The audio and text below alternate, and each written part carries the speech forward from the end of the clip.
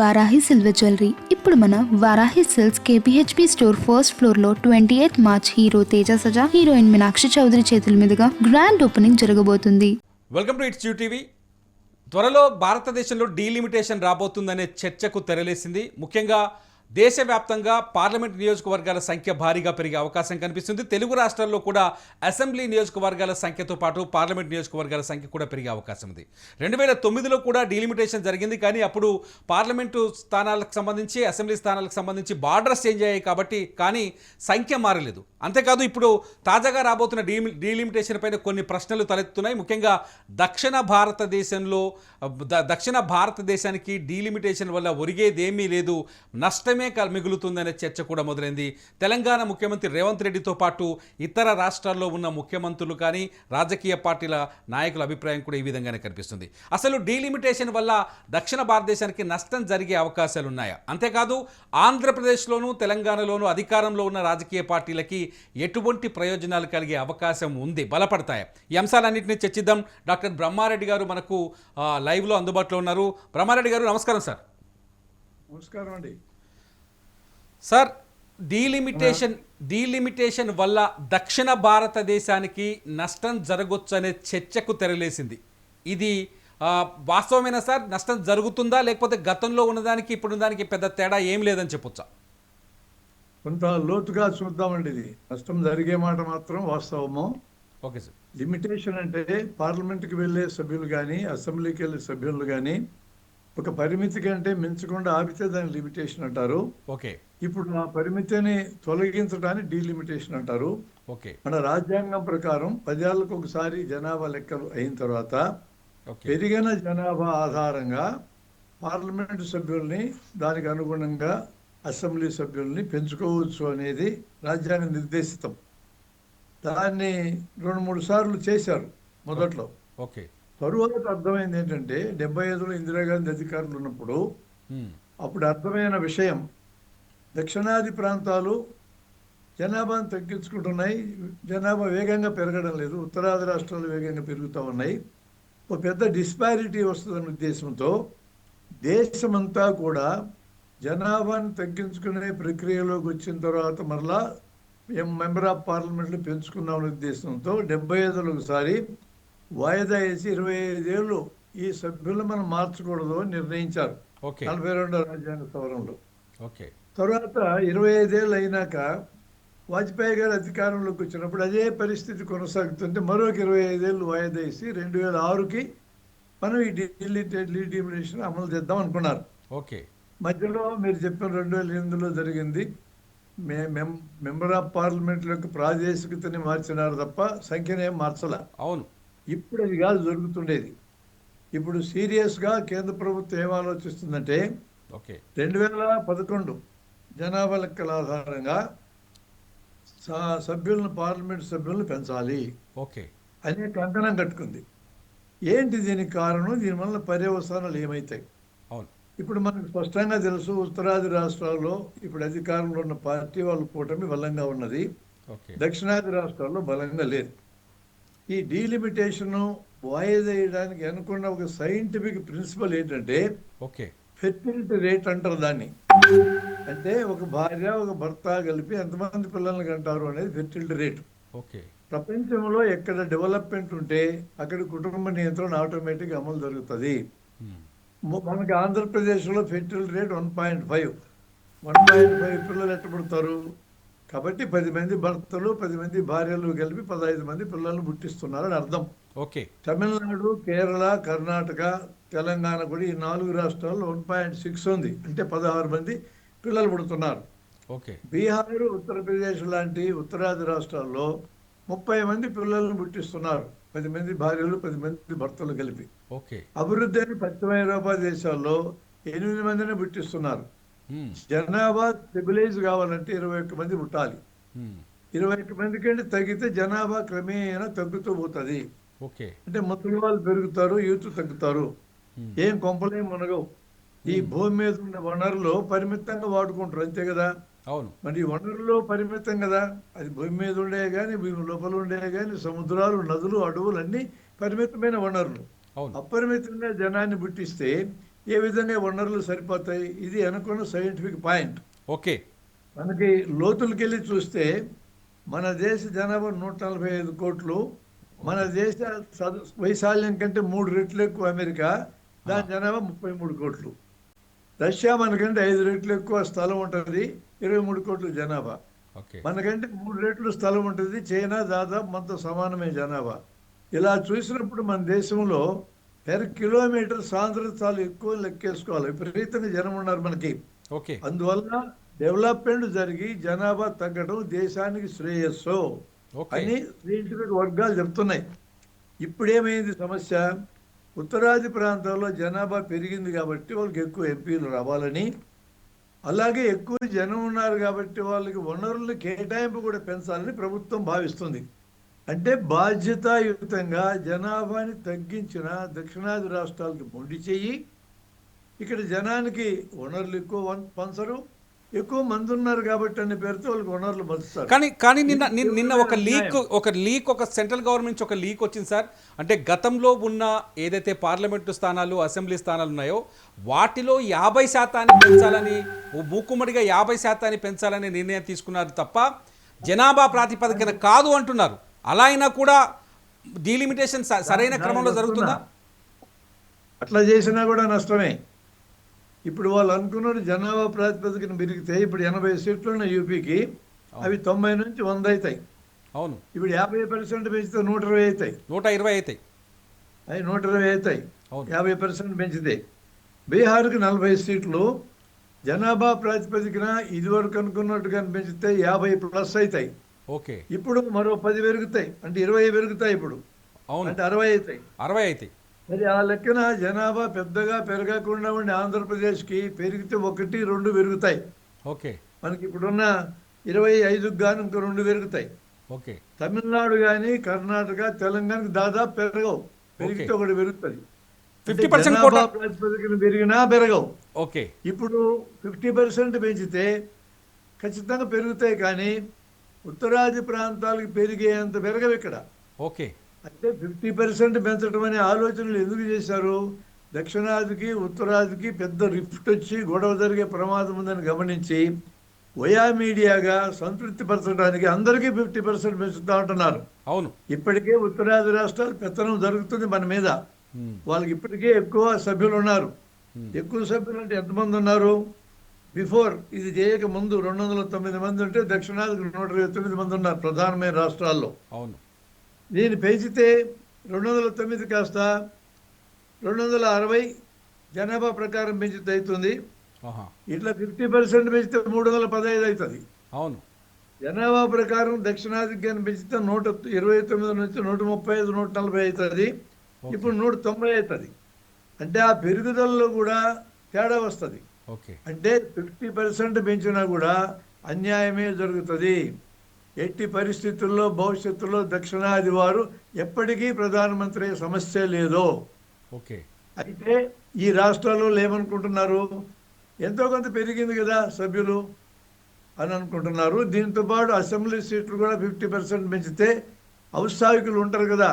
అవును. అంటే ఎమ్మెల్యేలు కావాలని కోరికతో ఉన్నవాళ్ళు పండగ చేసుకుంటున్నారు, మేము కూడా ఎమ్మెల్యేలు అవుతామని. కానీ ప్రజల వైపు నుంచి ఆలోచిస్తే ఎక్కువ ఆదాయాన్ని సమకూరుస్తున్న దక్షిణాది ప్రాంతాల వాళ్ళకి సే అనేది తగ్గిపోద్ది, రాజకీయంగా పలుకుబడి తగ్గిపోద్ది. అంటే దేశ సంపదని అలాట్ చేసే క్రమంలో ఈ నష్టం జరుగుతుంది. ఇప్పటికే జిఎస్టీ వచ్చినాక ఒకే పన్ను, ఒకే దేశం, ఒకే మొత్తం, ఒకే ఎన్నికనే పేరుతో ప్రభుత్వాలు ప్రయత్నం చేస్తూ ఈ సమకూరినటువంటి సంపదని వాళ్ళ ఇష్టానుసారం జనాభా ఎక్కువ ఉంది, వాళ్ళ అవసరం ఎక్కువ ఉంది అనే పేరుతో వాళ్ళకి పనిచేస్తున్నారు.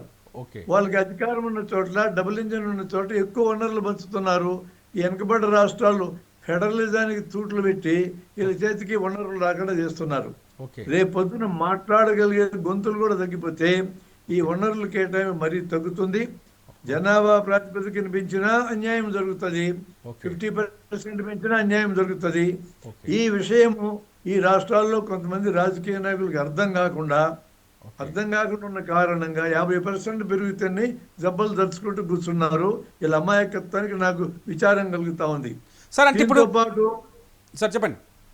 దీంతో పాటు మహిళలకు కూడా 1/3 ఇస్తామన్నందుకు 33%. మహిళలు పండుగ చేసుకున్నారు, మాకు కూడా అవకాశం వస్తని. ఏం 1/3 ఎందుకు ఇవ్వాలండి? మహిళలకు 50% ఎందుకు ఇవ్వకూడదు? ఓకే ఈ 1/3 ఇవ్వడానికి 20 ఏళ్ళు ఎందుకు నష్టపెట్టినారు? ఈ జనాభాతో ఈక్వల్గా ఎస్టీలకి 18% ఉంటే 17.5 ఇచ్చారు కదా, ఓకే ఎస్టీలు 8 ఉంటే 7.5 ఇచ్చారు కదా, మహిళలు 50 అంటే 50 ఇవ్వచ్చు కదా, మీ సొమ్మేం పోతుంది? ఓకే ఈ రిజర్వేషన్ అన్నింటిలో కూడా సగం మహిళలకి సగం పురుషులకి అనొచ్చు కదా. ఓకే ఇప్పుడు కూడా రాజ్యసభలో మహిళలకు రిజర్వేషన్ ఉండదు, ఓకే ఎమ్మెల్సీ రిజర్వేషన్ ఉండదు. ఓకే ఏదో పెద్ద సేవ చేస్తున్నట్టు పోజులు కొట్టడం తప్ప నిజంగా మహిళలకి చేయవలసినంత చేయడం లేదు. ఓకే అక్కడ మహిళా రిజర్వేషన్ కూడా ప్రాబ్లం కిందనే మారింది. ఓకే. ఇది అర్థం కావట్ల జనానికి. సరిగ్గా దీన్ని వాడుకుంటున్న కేంద్ర ప్రభుత్వం ఈ ఈ రిఫ్ట్ అనేది లేకుండా వాయిదా వేయడానికి, జనాన్ని మభ్యపెట్టడానికి 50% అనే మంత్రం ఇప్పుడు పాడుతూ ఉన్నారు. ఉత్తరాది రాష్ట్రాల వాళ్ళకి పదే ఎక్కువ సీట్లు వస్తాయి, దక్షిణాది ఎంత తిప్పలు అంటే ఒకవేళ రాబోయే డీలిమిటేషన్ ఏ రకంగా జరిగినా, జనాభా ప్రాతిపదికన జరిగినా లేకపోతే ఇప్పుడు చెప్తున్న 50% ప్రాతిపదికన జరిగినా, భవిష్యత్తులో దక్షిణాది రాష్ట్రాలకి పార్లమెంట్లో గొంతు వినిపించే అవకాశం చాలా తక్కువ ఉంటుంది, అధికారం ఎప్పుడు ఉత్తరాది చేతుల్లోనే ఉంటుందనే ఆరోపణ కూడా వస్తుంది. అంతే అదే జరగబోతుందా సార్? అదే కరెక్ట్, అదే జరగబోతుంది. ఏం తేడా లేదు. బాధ్యతాయుతంగా జనాభాను తగ్గించినటువంటి వాళ్ళకి వాయిస్ లేకుండా పోతుంది, కేటాయింపులు లేకుండా పోతాయి. దీనికి ఒకటే పరిష్కారం నా దృష్టిలో ఉండేది. ఓకే ఇంకో 25 ఏళ్ళలో 30 ఏళ్ళలో డీలిమిటేషన్ వాయిదేయండి, ఉత్తరాది ప్రాంతాలకు కూడా నేర్పించి కుటుంబాలను తగ్గించుకోమని చెప్పండి తప్ప ఇక్కడ ఉండే జనాన్ని ఎక్కువ మందిని కనమనటం సరైన ఆన్సర్ కాదు. ఎక్కువ మందిని కంటే ఒక బిడ్డను కంటే 25,000 ఇస్తామని మన వాళ్ళు అంటున్నారు.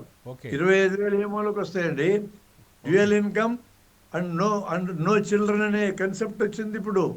సంపాదించే వాళ్ళకి భార్యాభర్త ఇద్దరు సంపాదించాలా, ఇప్పట్లో పిల్లలకి అనేది లేదనుకుంటున్నారు. ఒక బిడ్డని ప్రయోజకులను తయారు చేయాలంటే 2 కోట్లు ఖర్చు అవుతుంది. 2 కోట్లు ఇవ్వమని అందరికి పిల్లల్ని కనేటోళ్ళకి 25,000 ఇస్తే ఏ మూలకు వస్తుంది? ఇలా ఆలోచిస్తూ ఉన్నారు జనం. కాబట్టి ఈ 25,000 ఇచ్చినా కూడా ఇప్పుడు పుట్టిన బిడ్డలు ఇంకా 18 ఏళ్ళకి కానీ ఓటేయరు. ఆ లోపల దాకా ఉండేదేవుడో పోయేదేవుడో. కాబట్టి అది సరైన పరిష్కారం అయితే కాదు. వీళ్ళందరి రాష్ట్రాలు అడగాల్సింది ఏంటంటే 2 సార్లు వాయిదా చేస్తారు డీలిమిటేషన్, కొంపలేం మనగవు. 3సారి వాయిదా చేసి ఉత్తర ప్రాంతాల్లో ఉన్నటువంటి వాళ్ళకి ఫ్యామిలీ ప్లానింగ్ నేర్పించి జనాభా తగ్గించండి, వాళ్ళని అభివృద్ధి చేయండి. అభివృద్ధి చేస్తే ఫ్యామిలీలు తగ్గిపోతాయి. అప్పుడు అందరూ కూడా సమానత్వ ప్రాతిపదికనే రాజ్యాంగ నిర్దేశితం ప్రకారం సహజమైన పద్ధతిలో సీట్లు పెరుగుతాయి. అట్లా చేయకుండా పక్షపాత దృష్టితో వాళ్ళకి ఎక్కువ సీట్లు పెంచి ఆలోచన చేయటం అనేది ఖచ్చితంగా జాతీయ పార్టీలు నిలదొక్కడానికి, అందులో ఇప్పుడు ఊపు మీద ఉన్నటువంటి ఒక పార్టీ సీట్లన్నీ కొట్టేసుకోవడానికి, అందులో జనరల్ ఎన్నికలు అనే పేరుతో నేషనల్ ఇష్యూస్ మెయిన్ అవుతాయి, లోకల్ ఇష్యూస్ పోతాయి, క్రమేణా స్థానిక పార్టీలన్నీ మాయమైపోతాయి. ఇలాంటి ఒక కుట్ర ఉందని అనుకునే అవకాశం ఉంది కదా. డీలిమిటేషన్ తో స్థానిక పార్టీలకు ఎటువంటి ప్రభావం ఉండే అవకాశం ఉంటుంది సార్? స్థానికంగా ఉండే రాజకీయ పార్టీల యొక్క వాయిస్ పూర్తిగా తగ్గిపోద్ది. ఓకే, ఇక ఇటు ప్రభావంలో జనాధిక్య కులాలకి ఎక్కువ వాయిస్ పెరుగుతుంది, జనాధిక్యత ఎక్కువ లేనోటి వాయిస్ కూడా పోతుంది. కులం వైపు నుంచి ఆలోచిస్తే కూడా స్థానిక పార్టీలు ఇప్పటికే తగ్గిపోతూ వచ్చినాయి. సరే, వాళ్ళు స్నేహం చేసిన అన్ని పార్టీలు ఒకదాని తర్వాత మాయమైపోతూ ఉన్నాయి. దీంతో ఈ కార్యక్రమంతో జాతీయ పార్టీలకే సే ఉంటుంది, లోకల్ పార్టీలకు సే తగ్గిపోతుంది క్రమేణా. జాతీయ పార్టీలు ఇప్పుడు ఊపు మీద ఉన్నాం కాబట్టి అవకాశం మనం 800 పైన కానీ మనకి ఎంపీ సీట్లు వస్తే కొట్టేద్దామనే ఆలోచన ఉంటే ఉండొచ్చు. ఎందుకంటే రాజకీయాలు ఇట్లాంటి ఆలోచన ఉంటాయి, వేరే ఏమి ఉండవు. తమ ప్రయోజనాల కోసమే ఏ రూల్స్ అయినా తెస్తారు తప్ప ప్రజలందరి విస్తృత ప్రయోజనాల కోసం రూల్స్ తెచ్చేటటువంటి మహానుభావులు ఈరోజు రాజకీయాలు ఎవరు లేరు. ఓకే సార్, ముఖ్యంగా ఒకవేళ డీలిమిటేషన్ తీసుకొస్తే, ఒకవేళ తప్పని పరిస్థితుల్లో డీలిమిటేషన్ తీసుకొస్తే తెలుగు రాష్ట్రాల్లో దాని ప్రభావం ఎలా ఉండబోతుంది? ముఖ్యంగా ఆంధ్రప్రదేశ్లో చంద్రబాబు ఎన్డీఏ కూటమి అధికారంలో ఉంది, తెలంగాణలో కాంగ్రెస్ పార్టీ అధికారంలో ఉంది. అధికారంలో ఉండే పార్టీలకు అనుకూలంగా మారే ఛాన్సెస్ ఉందా? ఒక చిన్న సమస్య దొరుకుతుంది అంటే నియోజకవర్గాల యొక్క హద్దులు మార్చే దగ్గర అధికారంలో ఉన్న పార్టీ అడ్వాంటేజ్ పొందుతుంది తప్ప అందుకంటే మించి ఎమ్మెల్యే సీట్లు పెరిగినందువలన ఏ పార్టీకి కొత్త అడ్వాంటేజ్ ఏమి రాదు. జనములు ఏ పార్టీ ఉంటే ఆ పార్టీ గెలుస్తుంది. సర్ర అనే పేరుతో ఓట్లన్నీ ఎత్తేయకపోతే అది కండిషన్. అది ఓకే సరా. ఓకే, అది నడుస్తుంది. సో అంటే ఏపీలో చంద్రబాబు బలపడతారు, జగన్ మరింత బలహీన పడతారని చెప్తున్నారు సార్. ఇది జరిగే ఛాన్స్ ఉందా? అది జరగదు. కాకపోతే నియోజకవర్గాల హద్దులు మారుస్తారు వాళ్ళకి అనుకూలంగా. ఆ చిన్న పని జరుగుతుంది. ఓవర్ హెల్మింగ్ గా జనంలో ఉంటే ఎవరైనా చంద్రబాబు అయినా గెలవచ్చు, జగన్ అయినా గెలవచ్చు.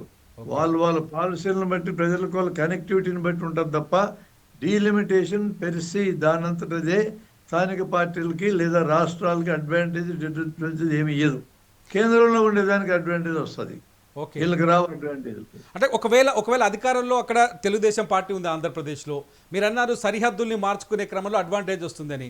బలమైన నియోజకవర్గాలు, ఏదైతే ప్రత్యర్థికి బలమైన నియోజకవర్గాలు ఉంటే వాటిని విచ్ఛిన్నం చేసే ఛాయిసెస్ లేవా ఇక్కడ? అంటే అంతకంటే ఏమి చేయలేరండి. ఇప్పుడు జనంలో బలంగా పార్టీ ఉందనుకో, అధికారంలో కూడా లేపేస్తారు జనం.